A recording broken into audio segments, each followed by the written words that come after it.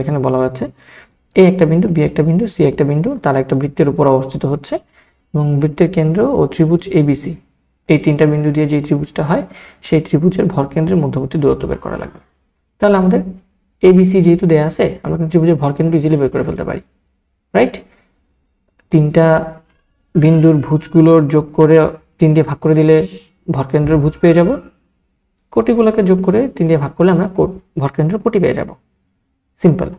আর এই বৃত্তের উপর যেহেতু 3টা বিন্দু আছে, তাহলে আমরা বৃত্তের ইকুয়েশনকে ধরে সেই ইকুয়েশনকে এই 3টা বিন্দু দিয়ে সিদ্ধ করে জি, এফ আর সি এর মানটা বের করে ফেলবো ক্যালকুলেটর ইউজ করে। ঠিক আছে? তাহলে জি, এফ, সি পেয়ে গেলে তো বৃত্তের কেন্দ্র, জি আর এফ পেয়ে গেলাম, দেন সেখান থেকে ভরকেন্দ্র দূরত্ব ইজিলি বের করে ফেলা যাবে। তাহলে আমরা ধরে নেই লেট আমাদের যে ইকুয়েশনটা আছে বৃত্তের, সেটা হচ্ছে x square c equal to 0। তাহলে যেহেতু বৃত্তটা এ বিন্দু দিয়ে সিদ্ধ হয়, তাহলে এ 5,3 দিয়ে বৃত্তটাকে সিদ্ধ করে ফেলি। তাহলে 25 মানে জাস্ট এক্স আর ওয়াই এর জায়গায় 5, 3 বসাই দিব, তাহলে সিদ্ধ হয়ে যাবে। তাহলে 25 plus 9 10g 6f plus c equal to 0। এটাকে তুমি সাজায় লেখো যে 10g plus 6f plus C সমান সমানের উপরে কনস্ট্যান্টের মানটা লেখো।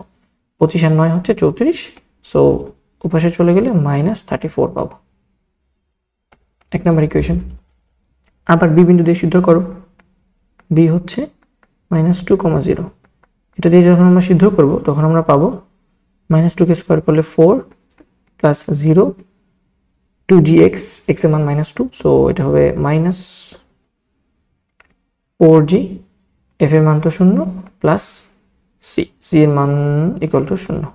তো এটাকে সাজায় লিখি -4g, এটাকে +4g লিখি, মাইনাসকে প্লাস করে লিখি 4g, f তো নাই সো f বাদ, c আছে, cটা হয়ে যাবে এটা -c, যেহেতু মাইনাস দিয়ে গুণ করতেছি।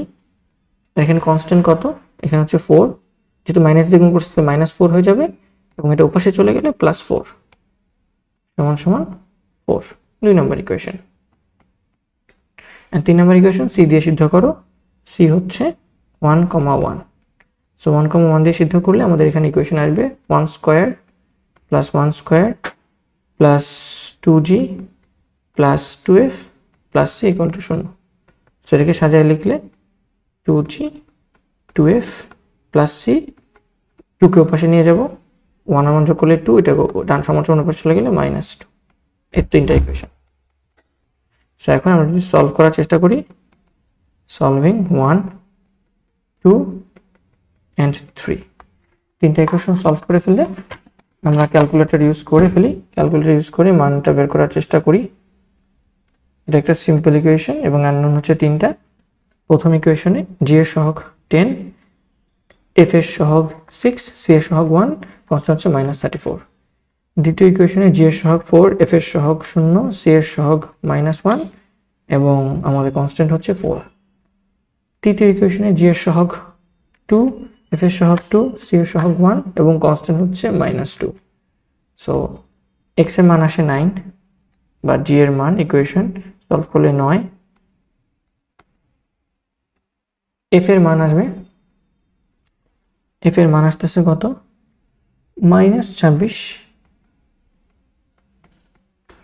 এন্ড সি এর মান আসতেছে 32।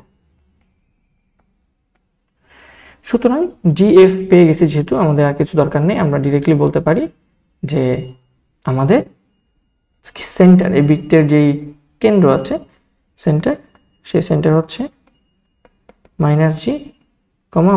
-f, যেটা সমতুল্য কত আসে -9,26। সেটা হচ্ছে আমাদের বৃত্তের কেন্দ্র। আর ঠিক সেম ভাবে আমাদের যে ত্রিভুজ আছে, ত্রিভুজের ভারকেন্দ্র স্থানাঙ্ক আমরা জানি, ত্রিভুজের ভারকেন্দ্র g ইকুয়াল টু হবে 3টার ভুজকে যোগ করে 3 দিয়ে ভাগ, 3টার কোটিকে যোগ করে 3 দিয়ে ভাগ। সো এটা কত আসে? x1 plus x2 5 minus 2 plus 1 divided by 3, কমা কোটিগুলোকে যোগ করি, so 3 plus 0 plus 1 divided by 3, এটা কত আসতেছে? 4/3, 4/3 এটা জিও পেয়ে গেছি, বৃত্তের কেন্দ্র সেন্টার ও পেয়ে গেছি, ঠিক আছে। সুতরাং এখন তাদের মধ্যবর্তী দূরত্ব ওজি, এটা হবে কত, root over x1 - x2 whole square, তুমি যেটা সুবিধা, আমি 4/3 মাইনাস এটার ভুজের থেকে এটার ভুজ বিয়োগ, so +9 whole square plus 4/3 minus 26 whole square.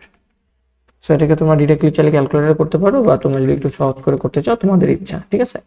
আমি এটাকে লিখি 4/3 মাইনাস বা প্লাস 9 আমাদের এখানে হোল স্কয়ার প্লাস এটা হবে আমাদের 4/3 মাইনাস 26 হোল স্কয়ার। এটা কত আসে তুমি জাস্ট ক্যালকুলেটরে ক্যালকুলেশন করে ফেলো, ক্যালকুলেশন করলে আমার মনে হয় মানটা চলে আসবে। আমরা যদি একটু একটু করে করার চেষ্টা করি, 4/3 প্লাস 9 এটা হোল স্কয়ার করলে কত আসে, 961/9 961/9 প্লাস এখানে হচ্ছে আমাদের 4/3 মাইনাস 26, সো এটা আসে -74/3, যেটাকে স্কোয়ার করলে আসে 5476/9, এটা রুট।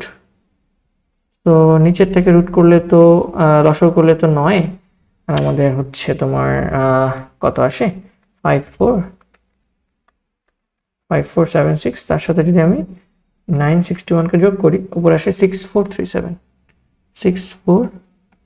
এটা রুট।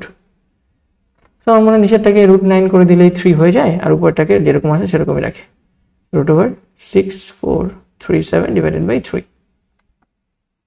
এটা হচ্ছে আমাদের সেই ভর কেন্দ্র এবং আমাদের যে বৃত্তের কেন্দ্র আছে তাদের মধ্যবর্তী দূরত্ব। হোপফুলি আমরা সবাই ম্যাথটা বুঝতে পেরেছি। ধন্যবাদ সবাইকে।